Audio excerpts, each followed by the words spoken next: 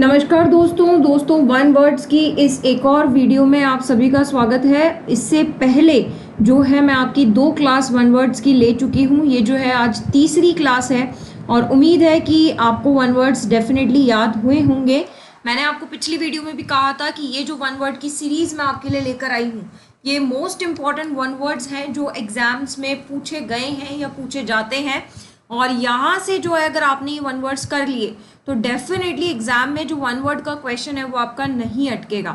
चलिए तो आज की क्लास जो है वो स्टार्ट करते हैं और स्क्रीन पर जो है वो पहला आज का वन वर्ड आपको शो हो रहा है, that is impossible to satisfy. यानी कि एक ऐसी चीज या एक ऐसा व्यक्ति मैं कह लूं जिसे सेटिस्फाई करना इम्पॉसिबल है, यानी कि वो व्यक्ति कभी भी जो है ना वो आपसे संतुष्ट नहीं होगा। यानी आप कितना ही कुछ कर लो लेकिन आप उसे संतुष्ट नहीं कर पाओगे। तो उसके लिए हम क्या वर्ड यूज करते हैं, ठीक है। तो चलिए ऑप्शंस देखते हैं। यहाँ पर एक वर्ड लिखा है कंटेंटेड। ये जो कंटेंटेड वर्ड है ना ये तो एंटोनिम हो गया, क्योंकि कंटेंटेड का मतलब होता है कि ऐसा व्यक्ति जो हैप्पी है, खुश है, या फिर एक ऐसा व्यक्ति जो संतुष्ट है यानी कि सेटिस्फाइड है। जैसे होते हैं ना कई जने होते हैं जो मिल गया उसमें संतुष्ट रहते हैं, यानी कि संतुष्ट जीव, संतुष्ट आत्मा जिनको अपन कहते हैं, वो कहलाता है क्या, कंटेंटेड। नेक्स्ट है सैटिस्फिएबल। देखो सैटिस्फिएबल खुद ही अपना मीनिंग कह रहा है कि क्या, सेटिस्फाई हो जाना, यानी कि केपेबल ऑफ बीइंग सेटिस्फाइड। वो क्या कहलाता है, सैटिस्फिएबल, केपेबल ऑफ बीइंग सेटिस्फाइड, यानी कि ये खुद भी एंटोनिम हो गया, है ना। तो कुल मिलाकर कंटेंटेड और सैटिस्फिएबल को अपन क्या मान सकते हैं, आपस में सिनोनिम। सैटिस्फैक्ट्री भी वही है कि ऐसी चीज जो आपको संतुष्टि दे दे, है ना, तो संतुष्टि पाना है सैटिस्फैक्ट्री।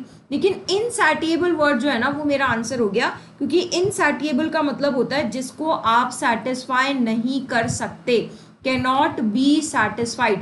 असंतुष्ट जिसे अपन कहते हैं, यानी जो कभी भी संतुष्ट नहीं होगा, उसके लिए हम वर्ड बोलते हैं क्या, इनसैटिएबल। चलिए आगे बढ़ते हैं। N instrument for measuring the atmospheric pressure, यानी कि एटमॉस्फेरिक प्रेशर को, मतलब ये फिजिक्स का क्वेश्चन है लेकिन यहाँ पे पूछा जा रहा है वन वर्ड्स में कि एक ऐसा इंस्ट्रूमेंट बताएं जो एटमॉस्फेरिक प्रेशर को नापता है। चलिए पहले ऑप्शंस जानते हैं, क्योंकि डेफिनेटली ये सारे ऑप्शंस जो है ये इंस्ट्रूमेंट ही होंगे।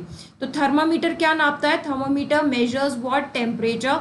हमें बुखार उखार होता है तब हम थर्मामीटर से जो है वो नापते हैं। आप मुझे कमेंट बॉक्स में जरूर बताना कि थर्मामीटर में कौन सा जो है वो लिक्विड पाया जाता है जो कि थर्मामीटर में टेम्परेचर रेज करने के लिए यूज होता है। एल्टोमीटर का क्या मतलब होता है, जो एल्टोमीटर है ये जो इंस्ट्रूमेंट है ये क्या नापता है, हाइट नापता है, या फिर ये कहूँ एल्टीट्यूड जो नापने के काम आता है, यानी कि हाइट नापने की जो इंस्ट्रूमेंट काम आता है उसे हम कहते हैं क्या, एल्टोमीटर। नेक्स्ट है बैरोमीटर। नाउ बैरोमीटर क्या नापता है, यही मेरा आंसर है, क्योंकि बैरोमीटर जो है ना ये एयर का प्रेशर जो है ना वो नापता है कि कितना जो है वो एयर का प्रेशर है। या फिर बैरोमीटर का एक काम और है कि ये भी इंडिकेट करता है कि क्या चेंजेस जो है ना वो वेदर के अंदर हो रहे हैं। तो चेंजेस इन वेदर, अब देखिए जो एयर के अंदर प्रेशर चेंज हो रहा है उसी से ही हम लोग अपनी वेदर जो इंडिकेशंस हैं वो बता पाते हैं, ठीक है। तो यहाँ पर आप लोग ध्यान रखिएगा कि चेंजेस इन वेदर या फिर एयर प्रेशर को नापने के लिए जो इंस्ट्रूमेंट हम काम लेते हैं वो होता है बैरोमीटर। यही तो मुझसे क्वेश्चन पूछा है। अमीटर क्या करता है, अमीटर जो है वो इलेक्ट्रिक करंट को नापता है, यानी कि इलेक्ट्रिक करंट की क्या स्ट्रेंथ है, कितना करंट फ्लो हो रहा है, वो नापता है कौन, अमीटर। तो an instrument for measuring atmospheric pressure is known as what, barometer. चलिए आगे बढ़ते हैं। The part of a country's government responsible for its legal system, यानी कंट्री का वो पार्ट जो लीगल सिस्टम के लिए रिस्पॉन्सिबल है वो कौन सा पार्ट है। देखो every democratic country I must से वर्क्स अपॉन 3 सेक्टर्स, है ना। One is what, legislature, second is what, executive, है ना, and the third is what, judiciary. देखो जो जुडिशरी होता है ना ये तो एक तरीके से आप ये मान लीजिए जो आपके कोर्ट वगैरह हो गए ना, सुप्रीम कोर्ट वगैरह जो हो गए, ये कहलाता है। तो जो जुडिशरी है इसका काम है क्या, कि जो लॉ या लीगल सिस्टम बनाए गए हैं वो सही चल रहे हैं या नहीं चल रहे हैं, मतलब उसके ऊपर कोई इलीगल एक्शन तो नहीं हो रहा है। लेजिस्लेटिव का क्या काम होता है, लेजिस्लेटिव का काम होता है लॉ को बनाना, है ना, यानी कि लॉ फ्रेम करना, है ना। तो लॉ को फ्रेम करना या लॉ को बनाने का काम किसका है, लेजिस्लेचर का। और एग्जीक्यूटिव का काम है लॉ को एग्जीक्यूट करना, लॉ को एग्जीक्यूट करना मतलब देखो लॉ तो बन करके है ना तैयार हो जाते हैं, लेकिन भैया वो लॉ चल भी रहे हैं कि नहीं चल रहे हैं, उन लॉ का पालन किया भी जा रहा है कि नहीं किया जा रहा है, वो ध्यान कौन रखता है? एग्जीक्यूटिव। अब ये बोल रहा है गवर्नमेंट का वो पार्ट जो लीगल सिस्टम के लिए रिस्पॉन्सिबल है, यानी कि जो ये देखता है कि काम लीगली हुआ है या नहीं हुआ है, वो पार्ट कौन सा है? जुडिशरी। ये मैंने आपको इतना सब कुछ इसलिए बताया क्योंकि तीनों ही ऑप्शन में बैठे हैं। तो लेजिस्लेचर का काम तो लॉ बनाना है, होगा नहीं। एग्जीक्यूटिव का काम लॉ को संभालना है, होगा नहीं। पुलिस जो है ये तो लोगों के ध्यान रखने के लिए, रक्षा करने के लिए होती है। पर राइट आंसर इज जुडिशरी, जो ये देखती है कि जो लीगल सिस्टम है वो सही से अपनाया जा रहा है या नहीं। तो my right answer is what? Judiciary. चलिए आगे बढ़ते हैं। One who sells articles at public sales, यानी कि जो अपना सामान जो है पब्लिक प्लेसेस पर बेचते हैं, हम उन्हें क्या कहते हैं? ठीक है, यानी कि पब्लिक सेलर को हम लोग क्या कहेंगे? ये वर्ड हमसे पूछ रहा है। तो देखो पब्लिक में सेल करने को हम ऑक्शनरी कहते हैं। ऑक्शनर यानी कि जो कहते हैं ना नीलामी लगाता है, बोली लगाता है। अब ये बोली सिर्फ घरों की नहीं लगती, हमें ऐसा लगता है कि ऑक्शन का मतलब है कि घर नीलाम हो गया। नहीं भाई, कोई भी चीज की नीलामी करना, कोई भी चीज की पब्लिक सेलिंग करना, जहां पर पब्लिक क्या करे? बोली लगाए, यानी कि उसकी रेट पहले से फिक्स नहीं है, उसकी रेट पब्लिक ही डिसाइड करती है नीलामी के दौरान, वो क्या कहलाता है? जो ऐसा करता है उसे हम कहते हैं ऑक्शनर। टॉलरेंस क्या होता है? लोगों को टॉलरेट करना, सहन करना। स्टोइज्म क्या होता है? स्टोइज्म का मतलब होता है, मतलब जब आप एक्सपीरियंस कर रहे हो पेन और ट्रबल, लेकिन आप कंप्लेन नहीं कर रहे हो, आप अपने इमोशंस शो नहीं कर रहे हो, you are not showing your emotions, not showing emotions but still you are suffering from what pain, आपको फिर भी पेन तो है, आपको ट्रबल तो है, लेकिन आप अपना पेन और जो ट्रबल है वो दिखा नहीं रहे हो, दैट इज स्टोइज्म। रेटिसेंस जो है ये मैंने आपको कल वाली मतलब इससे पहले वाली जो वीडियो है उसमें भी आपको बताया था कि रेटिसेंस का मतलब होता है जो कम बोलता है, अल्पभाषी है, बोलता तो है, गूंगा नहीं है ना, लेकिन लिमिट में बोलता है, जितना बोलना चाहिए बस उतना ही बोलता है। तो जो अल्पभाषी है वो कहलाता है क्या? रेटिसेंस। तो यहाँ पर पब्लिक सेल लगाना या लोगों की नीलामी से आर्टिकल्स को सेल करना, उसे हम क्या कहते हैं? ऑक्शनर कहते हैं। चलिए आगे बढ़ते हैं। Next is a person who is easily deceived और ट्रिक, एक ऐसा व्यक्ति जिसे आप आसानी से ट्रिक कर सको या धोखा दे सको, यानी आसानी से अपनी बातों में फंसा सको, उस व्यक्ति को हम क्या कहेंगे? तो पहले ऑप्शंस देखते हैं। गुलिबल जो है ना वही है। गुलिबल का मतलब ही क्या होता है? जिसका आप आसानी से ट्रस्ट जो है ना वो हासिल कर सको, यानी कि ट्रस्टिंग पीपल टू इजीली, यानी कि ये वो व्यक्ति है जो लोगों पर बहुत आसानी से ट्रस्ट कर लेता है ना, और फिर जो सामने वाला है वो उसे धोखा देकर चला जाता है। तो that person is known as what? Gullible. Tangible क्या होता है? टेंजिबल यानी कि जिसको आप टच कर सकते हो और फील तो कर ही सकते हो। तो the things which you can touch and feel is known as what? Tangible. Trouble का क्या मतलब होता है? मुसीबत होता है। और ट्रिक्स्टर का क्या मतलब होता है? अब जो कि देखो यहाँ पर गुलिबल का तो मतलब है जो व्यक्ति डिसीव हुआ है, लेकिन ट्रिक्स्टर यानी जिसने डिसीव किया है, यानी अ पर्सन हु चीट्स, है ना, यानी कि जिसने चीट किया है, या पर्सन हु डिसीव, जिसने धोखा दिया है, उसे तो हम क्या कहेंगे? उसे हम कहेंगे ट्रिक्स्टर। लेकिन जिसे धोखा मिला है वो क्या कहलाएगा? गुलिबल। ठीक है, तो मैं राइट आंसर इज गुलिबल, क्योंकि इसने पूछा है जो कि जिसे धोखा मिला है तो गुलिबल, दिया होता तो ट्रिक्स्टर। आगे बढ़ते हैं। Submission to all that happens as inevitable, यानी ऐसी चीजें जिसका जो कहते हैं ना होना नहीं होना बराबर है। सबमिशन यानी कि submission to all that happens inevitable, यानी कि आपने उस चीज को जो हुआ है ना उसका इनएविटेबल होना क्या कहलाता है? तो पहला ऑप्शन है फैटलिज्म। देखो फैटलिज्म का मतलब है कि अपन ये मान लेते हैं ना कि यार ये तो होगा, ये तो भगवान का था, ये तो फिक्स था पहले से ही, और ये तो होना ही था, है ना, और ऐसी सोच जिसमें हम ये मान लेते हैं ना कि ये तो होना ही था, हमारे बस में नहीं था, है ना, ऐसी चीज़ों के लिए हम लोग क्या हो जाते हैं? ऐसी चीज़ों के लिए हम पावरलेस हो जाते हैं, और अब ये मान लेते हैं कि हम इसे चेंज नहीं, कहते ना भाग्य के भरोसे। भाग्य के भरोसे मतलब हम ये मान लेते हैं कि यार ये तो हमारे भाग्य में लिखा ही था, इसीलिए शायद हम बदल नहीं पाए, वो कहलाता है क्या? फैटलिज्म। और यही आंसर है, क्योंकि इसने यही बोला है submission to all that happens as inevitable, मतलब जो हुआ वो प्रकृति था, मेरे लिए चेंज करना मतलब सही नहीं था, मैं नहीं कर पाता चेंज, वही चीज क्या कहलाती है? फैटलिज्म कहलाती है। यानी फेट के भरोसे आपने मान लिया था, फेट के भरोसे मान लिया नहीं, आपने भाग्य के भरोसे मान लिया था, आपने मान लिया था कि ये जो चीज है ये भगवान चाहता था कि मेरे साथ हो इसलिए हो गई। सुपरस्टिशंस तो आप जानते ही हैं। प्रैग्मेटिज्म का क्या मतलब होता है?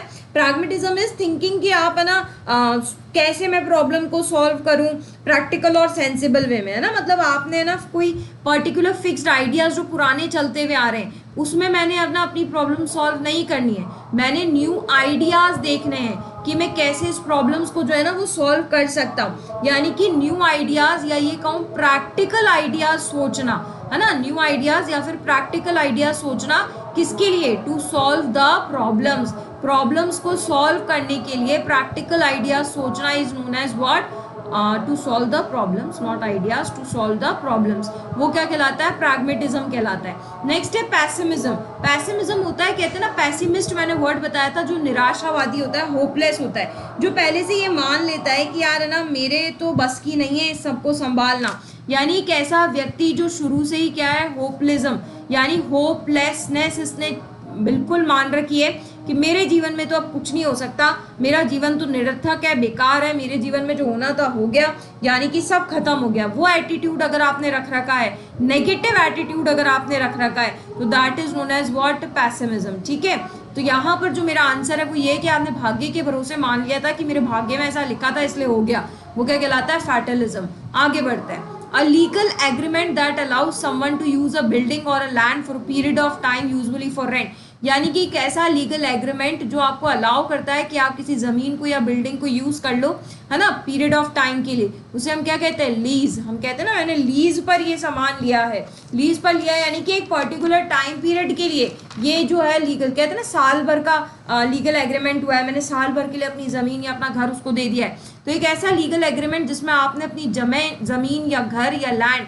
किसी को कुछ वक्त के लिए दिया है ना, वो कहलाता है क्या? लीज। बॉन्ड आप जानते ही हैं, बॉन्ड साइन कराना। डील आप जानते हैं, डील का क्या मतलब होता है? डील का बेसिकली मतलब होता है जब हम किसी से डीलिंग करते हैं ना, कहते हैं ना लेन देन करना, व्यापार करना, that is deal. And assurance का क्या मतलब होता है? अश्योर करना यानी विश्वास दिलाना। My right answer is lease, which is an legal agreement for your building और your land which you are giving to someone for a particular time period. हम लोग क्या सील साइन करा के रखते हैं गवर्नमेंट के लिए कि भाई ये जमीन मैंने इसको इतने टाइम के लिए दी है। आगे बढ़ते हैं। Someone not fit to be chosen, यानी एक ऐसा व्यक्ति जिसे मैं नहीं चूज कर सकती क्योंकि फिट नहीं है ना, मतलब इस काम के लिए ये लायक नहीं है, तो उसके लिए मैं क्या कहूँ? काम के लिए लायक नहीं, यानी अयोग्य है। अयोग्य यानी इनएलिजिबल है। कहते हैं ना अभी तो मैम मैं एग्जाम नहीं दे सकता हूँ, क्यों? क्योंकि अभी मेरे जो क्राइटेरिया है वो पूरा नहीं है, यानी कि आप उस जॉब के लिए अभी फिट नहीं है। तो जब आप किसी चीज के लिए फिट नहीं होते हो तो आप यही तो कहते हो मैम मैं एलिजिबल नहीं हूँ। तो एलिजिबल नहीं हूँ यानी आप क्या हो? इनएलिजिबल ही तो हो। लेकिन यहाँ पर एक बहुत अच्छा वर्ड कंफ्यूज करने के लिए था, अनएलिजिबल। ये नहीं होता ना, वर्ड ही होता है इनएलिजिबल, ये आप ध्यान रखना, अनएलिजिबल नहीं होता है। ठीक है, नेक्स्ट है नॉन एलिजिबल भी नहीं होता, लेकिन ये वर्ड है इललेजिबल, है ना। लेजिबल का मतलब होता है something which you can read, but illegible का मतलब होता है डिफिकल्ट टू रीड, यानी कि आपके लिए पढ़ना नामुमकिन है, इम्पॉसिबल है क्या? रीड करना। शायद राइटिंग सही नहीं है इसलिए, या फिर कहूँ कि सर का आपको पढ़ना आता नहीं है इसलिए ना, यानी दोनों ही सूरतों में हम क्या बोलते हैं? इललेजिबल बोलते हैं। ठीक है, तो यहाँ पर मेरा राइट आंसर हो गया इनएलिजिबल, यानी कि उस काम को करने के लिए व्यक्ति क्या है? फिट नहीं है। वन हु डील्स इन फर, देखो फर होते हैं ना, जैसे कई जानवरों के रुए रुए होते हैं, है ना, ये उससे रिलेटेड फर वर्ड है, यानी कि जो फर में डील करता है उसे हम क्या कहते हैं? फुरियर कहते हैं ना। फरियर यानी कि ये पर्सन जो कि कहते हैं ना कपड़े बनाता है या क्लोथिंग करता है फर की, है ना, जैसे कि ऊन की कह लूँ या फिर रुई की कह लूँ, फर जिनके अंदर होता है उसके कपड़ों में जो डीलिंग करता है उसको हम फुरियर बोलते हैं। ठीक है, टैनर क्या होता है? जो लेदर को टैन करता है यानी कि पीटता है, तो लेदर की टैनिंग जो करता है उसे क्या कहते हैं? टैनर कहते हैं, है ना। और आप मुझे कमेंट में बताना जहाँ लेदर की टैनिंग होती है उस प्लेस को हम लोग क्या कहते हैं। नेक्स्ट है लेपिडिस्ट। लेपिडिस्ट क्या है? लेपिडिस्ट एक स्किल्ड पर्सन है, यानी कि एक प्रोफिशिएंट पर्सन है, लेकिन ये जो प्रोफिशिएंट पर्सन है ये भैया है किसमें? स्किल्ड। तो ये जो स्किल्ड पर्सन है ये है ना प्रेशियस स्टोन्स जो होते हैं ना, कीमती पत्थर, ये भी मैंने आपको पिछली वीडियो में कराया था वर्ड, तो जो प्रेशियस स्टोन्स होते हैं ना उनकी कटिंग करता है, यानी कि उसमें ये स्किल्ड है, कटिंग करके प्लस उसे पॉलिश करना, है ना, कट करना, पॉलिश करना, प्लस उसे एनग्रेव करना। एनग्रेव का मतलब होता है उसे पर्टिकुलर शेप देना, है ना, पॉलिशेस या engraves what precious stone, that skill person is known as what lapidist. और ड्रॉवर क्या होता है, ये वर्ड भी मैंने आपको कराया था। ड्रॉवर का मतलब होता है जो कि है ना जानवरों को चराने का काम करते हैं ना, यानी कि कैटल हो गया, शीप हो गया, इन सबको एक जगह से दूसरी जगह लेकर के जाते हैं। एक तरीके से जानवरों का ड्राइवर समझ लो आप, वो कहलाते हैं क्या, ड्रॉवर, है ना। यानी कि जिसका काम ही क्या है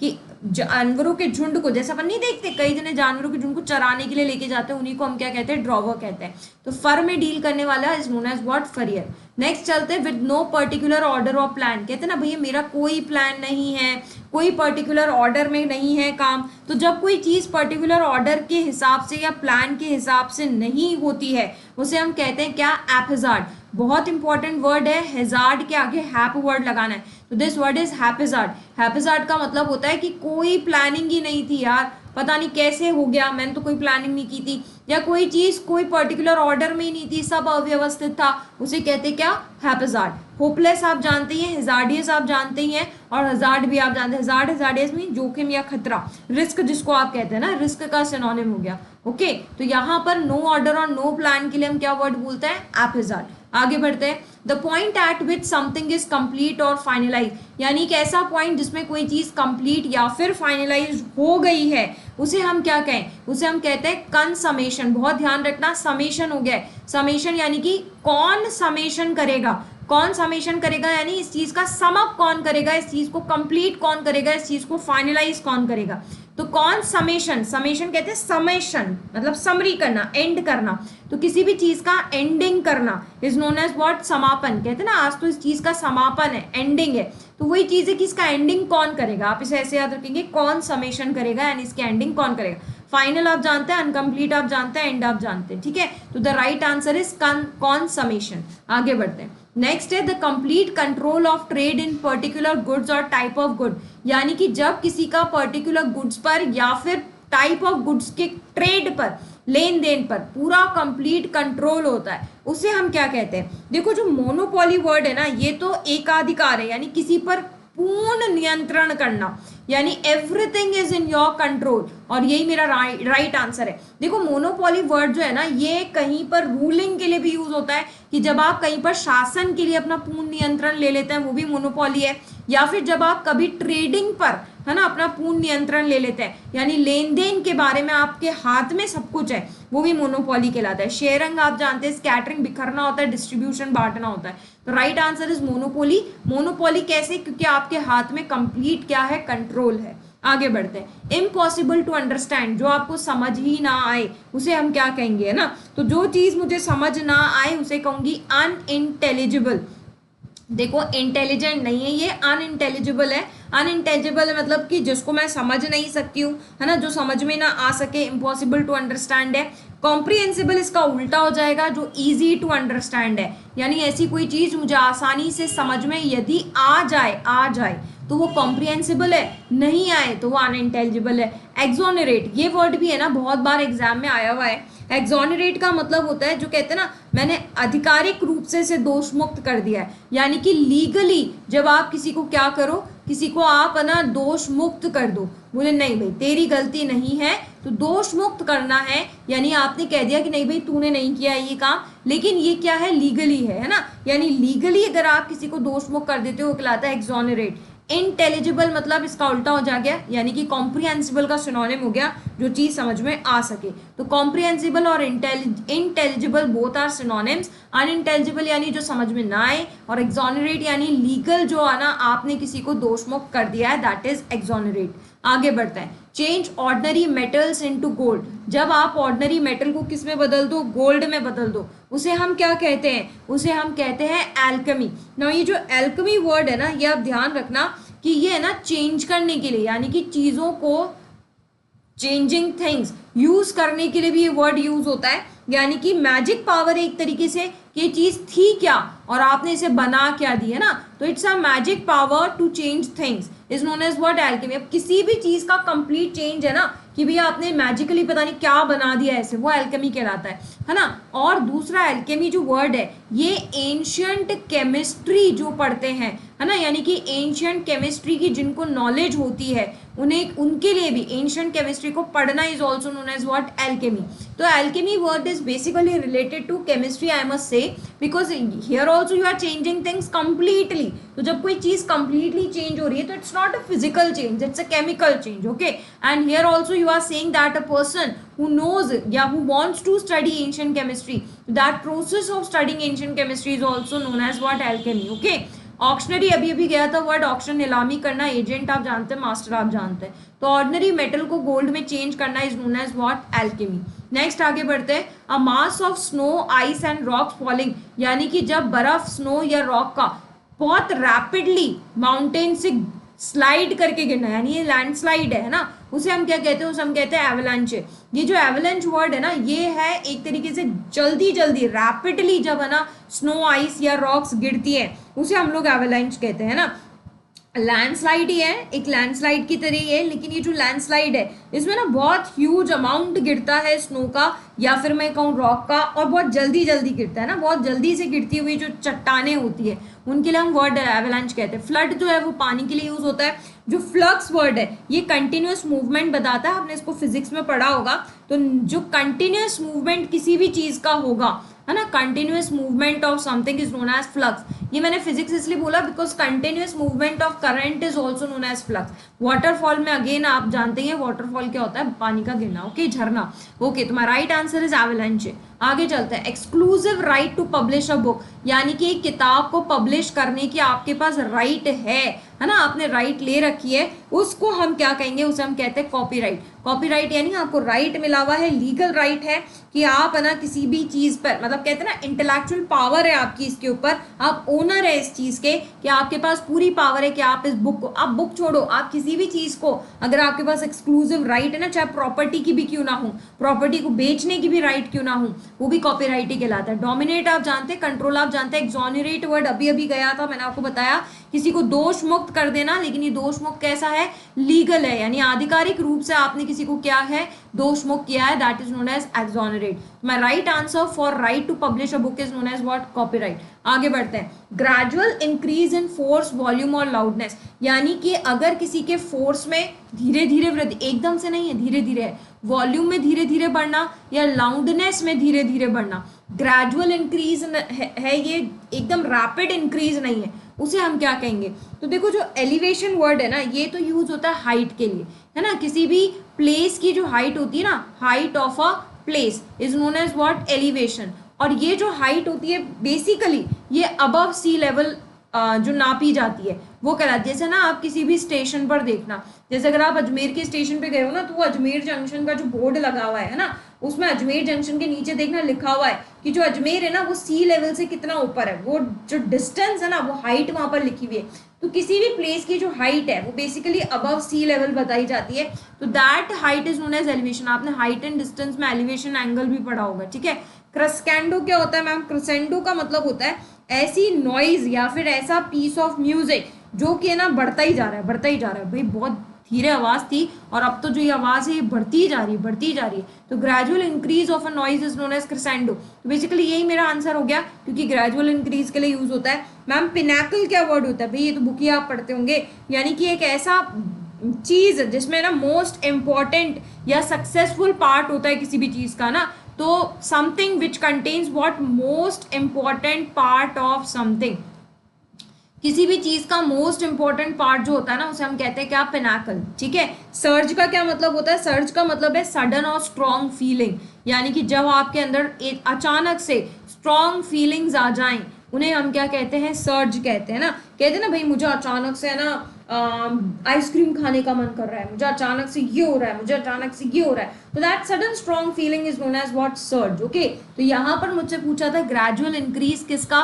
फोर्स का, वॉल्यूम का और लाउडनेस का। तो किसी भी चीज की धीरे धीरे वृद्धि is known as what, crescendo, ठीक है। आगे बढ़ते हैं, नेक्स्ट है broad channel formed by joining of the sea and river water, यानी कि ब्रॉड चैनल है है ना, जो किसको ज्वाइन करता है, सी को और रिवर वाटर को। देखो ये वर्ड है ना, ये ऐसा है, आप ज्योग्राफी में पढ़ते भी होंगे कि ये है ना नदी आ रही थी और ये जो नदी है ये किस में जाकर के, समुद्र में जाकर के मिल गई। तो ये जो पर्टिकुलर एरिया होता है ना जहाँ एक रिवर जो है ना ये सी से जाकर के मिलती है, इस जगह को हम लोग कहते हैं एस्चुरी, है ना, आपने ज्योग्राफी में पढ़ा होगा। इसे हम क्या कहते हैं, एस्चुरी कहते हैं। तो ये मुझसे यही बोल रहा है कि एक ऐसा ब्रॉड चैनल जो कि सी को और रिवर वाटर को ज्वाइन करता है उसे हम क्या कहते हैं, एस्चुरी। डाइक तो बांध है, एक स्ट्रॉन्ग वॉल है जो कि है ना बेसिकली पानी के मूवमेंट को रोकने के लिए बनाई जाती है, वो डाइक कहलाती है। नेक्स्ट है कनेक्ट, आप जानते हैं जोड़ना कनेक्ट कहलाता है। हिंटरलैंड का क्या मतलब होता है, हिंटरलैंड है ना वो कंट्री के एरियाज हैं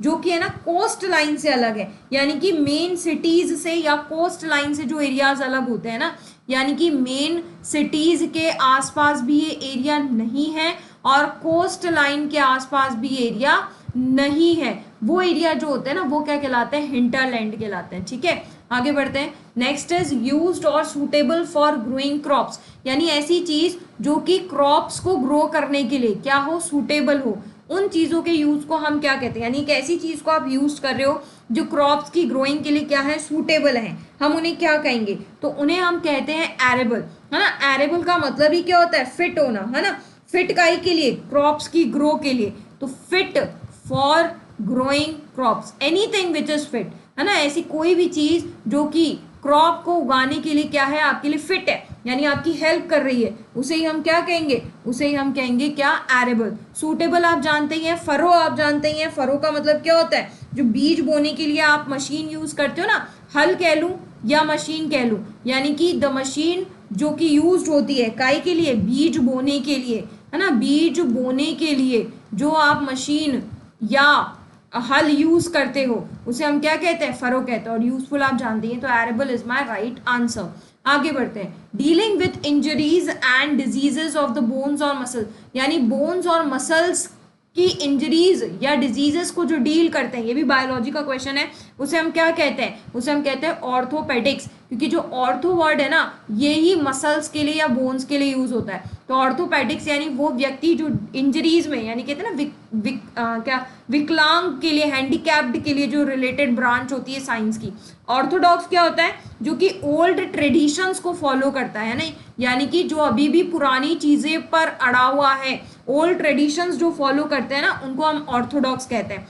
फोनोलॉजी क्या होता है, फोनोलॉजी एक तरीके से पैटर्न है, किसकी स्टडी करना, स्टडी करना, आप जो स्टडी कर रहे हो patterns, studying patterns of what, studying patterns of sound, है ना, या फिर studying pattern of word, studying patterns of languages, यानी जब आप लैंग्वेजेस की या साउंड के पैटर्न की स्टडी करते हो उसे हम फोनोलॉजी कहते हैं। आप कैसे याद रखोगे, फोन से इसे याद रखना कि फोन में क्या होती है, आवाज होती है ना, तो आवाज की स्टडी करना is known as what, phonology. Etymology क्या होता है मैम, इटाइमोलॉजी का मतलब होता है जब आप वर्ड्स की, है ना, यानी कि शब्दों की हिस्ट्री या फिर शब्दों के ओरिजिन के बारे में पढ़ते हो। आप नहीं पढ़ते हो ये वर्ड यहाँ से मिलकर के बना है, ग्रीक में इसका मतलब ये होता है ना, ग्रीक में इसका सेंस ये होता है। तो ये जो शब्दों की उत्पत्ति है या ये कहूँ ये जो शब्दों की हिस्ट्री है, ओरिजिन है, उसे हम क्या कहते हैं, एटाइमोलॉजी कहते हो स्टडी को। तो बोन्स एंड मसल्स के लिए my right answer will be what, orthopaedics.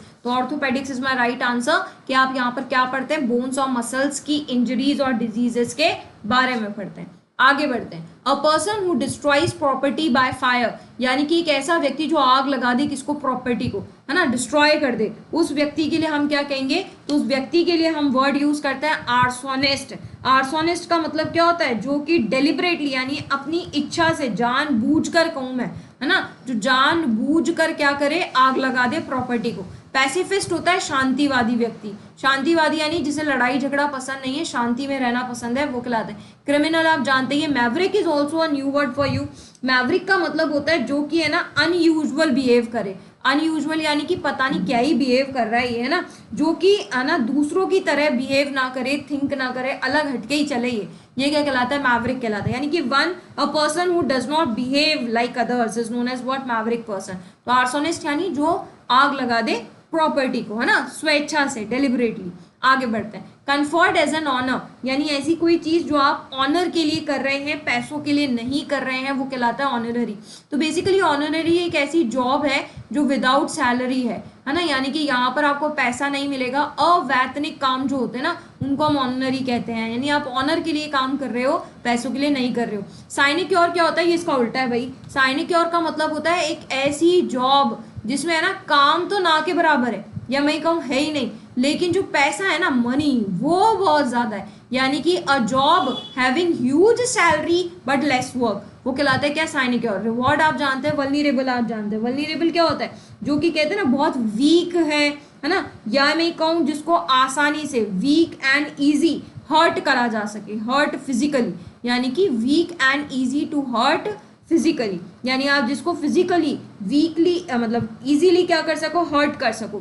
Physically भी बोल लूँ, इमोशनली भी बोल लूँ, उसे हम क्या कहेंगे, वल्नरेबल पर्सन कहेंगे। यानी इमोशनली और फिजिकली जब आप किसी को आसानी से हर्ट कर सको, उसे आप क्या कहते हैं, वल्नरेबल। तो honorary is my right answer, जो काम ऑनर के लिए किया जाए। आगे बढ़ते हैं। Prohibited by law treaty from being imported और एक्सपोर्टेड, यानी कि जब आप इम्पोर्ट और एक्सपोर्ट पर क्या करो, प्रोहिबिट लग जाए, मना हो जाए लॉ के द्वारा, यानी कि लीगल है ना, जब किसी चीज पर मना हो जाए है ना, लेन देन का, उसे हम क्या कहते हैं, उसे हम कहते हैं कॉन्ट्राबैंड। कॉन्ट्राबैंड का क्या है, गुड्स एंड सर्विसेज जो इन एंड आउट होती है ना कंट्री से बाहर इलीगली, इलीगली यानी कि आप है ना, अब करनी तो है, अब लीगल अगर अलाउड नहीं है तो फिर इंसान कैसे करेगा, इलीगली करेगा ना। तो इलीगली जब हम सामान का इंपोर्ट या एक्सपोर्ट करते हैं, वो क्या कहलाता है, कॉन्ट्राबैंड। स्मगल्ड वर्ड अलग है, स्मगल्ड तो तस्करी है ना, तो स्मगल्ड नहीं है ना। काउंटरफीट का क्या मतलब होता है, जो जेन्युइन ना हो, है ना, जो नॉट जेन्युइन हो, या मैं कहूँ है ना, जो कि ऐसा लगता है कि रियल जैसा आपने कॉपी किया है,